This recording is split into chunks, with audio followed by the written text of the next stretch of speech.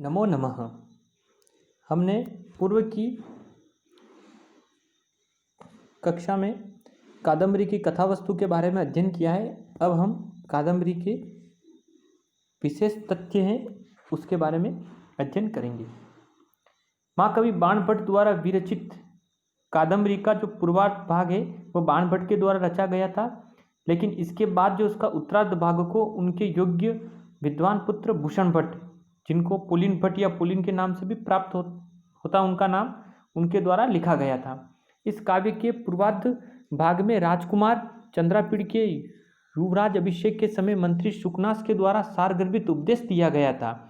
यह संस्कृत साहित्य जगत में सुकनासो उपदेश के नाम से प्रसिद्ध है और कुछ विश्वविद्यालयों में सुकनासो उपदेश के नाम से ये अलग से बुक भी चलती है, जो हमारे MLSU यूनिवर्सिटी में मोहनलाल सुखड़िया विश्वविद्यालय में तृतीय वर्ष में प्रथम प्रश्न पत्र में सुकनासो उपदेश के नाम से संकलित है और ये पढ़ने के लिए निर्देशित है।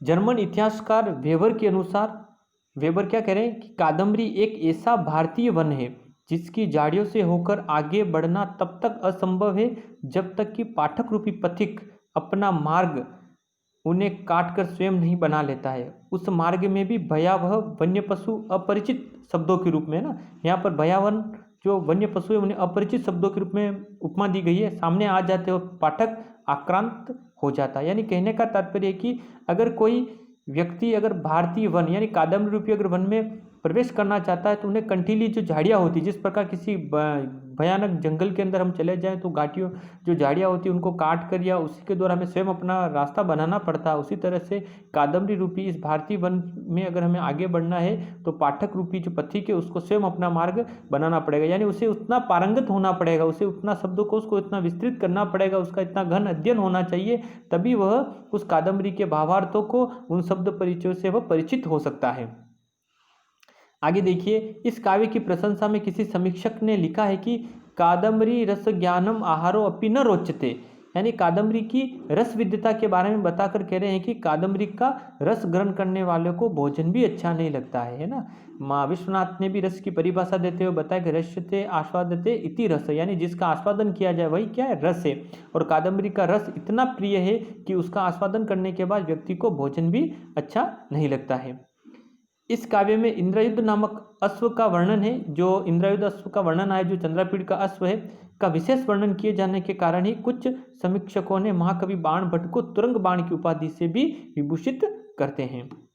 डॉक्टर वासुदेव शरण अग्रवाल ने कादम्बरी एक सांस्कृतिक अध्ययन रचना लिखकर इस पूरी कथा वस्तु है कादम्बरी उसका संपूर्ण विश्लेषण किया है। महाकवि बाणभट्ट के बारे में और भी उक्तियां मिलती हैं जिनका भी हम अध्ययन करते हैं। बाणो उच्चिष्टम जगत सर्वम, यानी संपूर्ण जो जगत है, यानी जो संपूर्ण जो साहित्य जगत है वो बाणभट्ट का बाणो उच्चिष्टम जगत सर्वम, यानी संपूर्ण जो जगत है यानी साहित्य जगत है वो बाणभट्ट का जूठन है। कहने का तात्पर्य है कि महाकवि बाणभट्ट के द्वारा स्वरचित काव्यों में व्यापक शब्द भंडार का प्रयोग किया गया है एवं लगभग हर विषय पर अपनी इन्होंने लेखनी चलाई है। इनके द्वारा ऐसा कोई भी क्षेत्र नहीं छोड़ा गया है जिसे परवर्ती कवि मूल रूप में प्रस्तुत कर सके। इसीलिए कहा गया है कि संपूर्ण साहित्य जगत बाणभट्ट की उच्चिष्टम यानी बाणभट्ट का ही उपयोग करता है, उनका जूटन है। यानी सभी जो कवि है, बाद वाले जो कवि है वो महाकवि बाणभट्ट की रचनाओं से ही कोई न कोई सारभूत अर्थ ग्रहण करते हैं। अन्य उक्ति भी मिलती है कि बाणः कविनाम ही चक्रवर्ती, अर्थात भाषा पर ऐसा अधिकार जो छोटे और बड़े सभी वाक्यों को समान रूप से संभाल ले, भावों के अनुसार शब्द की योजना तथा उनमें लयात्मकता का निवेश, ऐसे गुण है जो बाण को कवि चक्रवर्ती के पद पर आसीन करते हैं। बाणः कविनाम यह चक्रवर्ती है। फिर एक इनकी उक्ति और मिलती पंचानन, यानी पूछा भी जाता प्रश्न पंचानन के नाम से कौन से कवि को उपमा दी गई, तो पंचानन नाम से महाकवि बाणभट्ट विभूषित है। यानी श्री राजशेखर के द्वारा रचित सारंगधर पद्धति में किसी चंद्रदेव के नाम से दी गई प्रशस्ति में बाणभट्ट को सीए के समान मानते हुए उन्हें पंचानन की उपाधि दी गई है ना, पंच आनन, ठीक है ना, पंचानन की उपाधि दी गई है।